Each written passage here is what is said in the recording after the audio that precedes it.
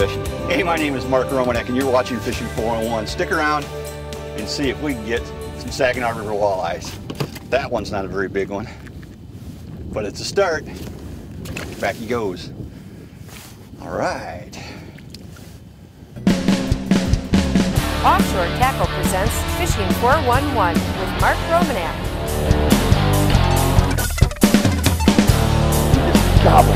Gobbled up there.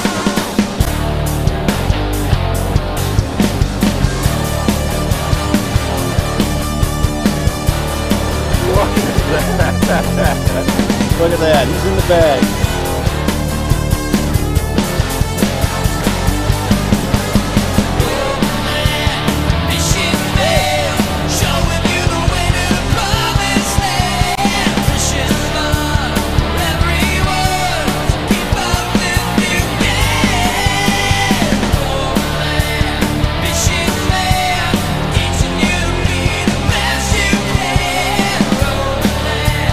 Look at this!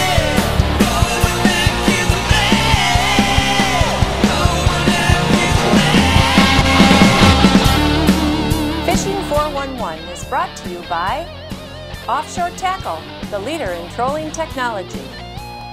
Okuma, high performance. Vicious Fishing. Northwest Ontario Tourism, there's no place like this. Jay's Sporting Goods, get in gear. And by Yakima, home of the rooster tail.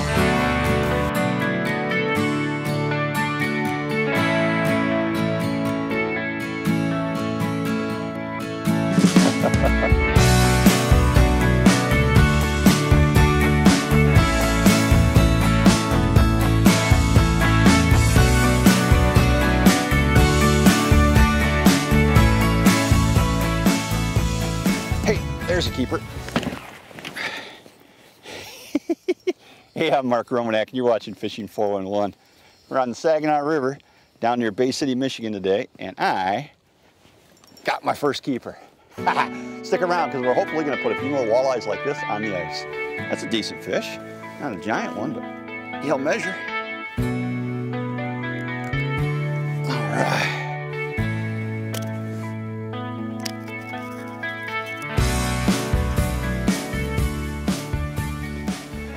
We're fishing with one of my favorite ways to walleye fish, jigs.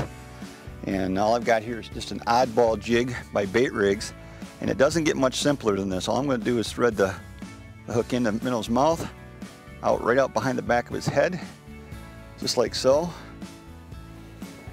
Drop it to the bottom, lift it up about 6 inches and hold it still. Most of these bites are coming on what I call a dead stick. Not a lot of lifting and dropping, but just holding it near the bottom, tunk. They're there. That's all it takes. Doesn't get much simpler than that. And away we go. Whew, it's cold out here today.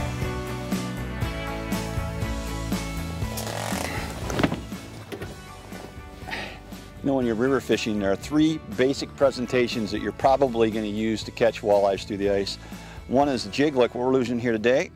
Oh, there's, I'm going to be close. Whether that one's a keeper or not. There's going to be one jig. One presentation is going to be the jig like what we're using today.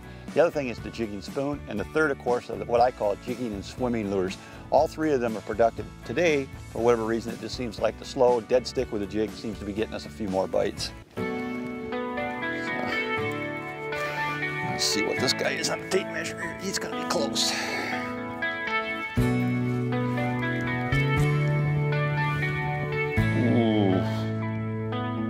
Fish is about a 1/4 inch too short. All right, back he goes.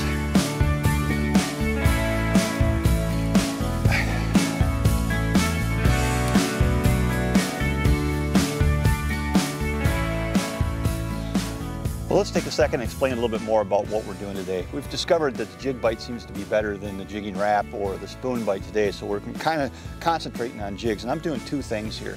I'm actually physically jigging a jig with one hand, and then I've got just a dead stick laying down here with my other rods for my second rod. We have caught 1 fish on a dead stick, but most of the fish are coming with the jigging rod, moving it very slowly, and then just letting it set. Most of the bites are coming when it's at rest. On this particular rod, because I'm fishing out of a shelter today, I've got braided line on this one. 10-pound test. braid, and then what I've done is I've terminated to 8-pound test fluorocarbon, and that's what I got my jig tied to. And my dead stick over here, it's got 8-pound test mono. And that's a good setup to be able to allow you to do two things here, two different presentations using basically the same lure, leadhead jigs.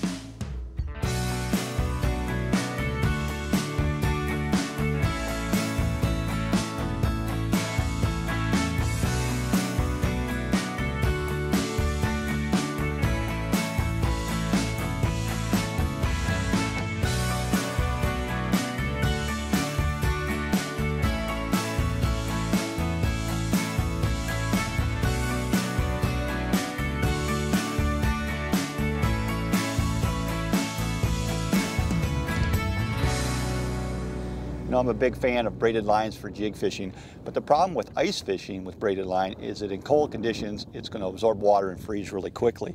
And if you're fishing with a shelter, you can get away with using braid. If you're open air fishing, you're probably going to want to stick with the monofilament.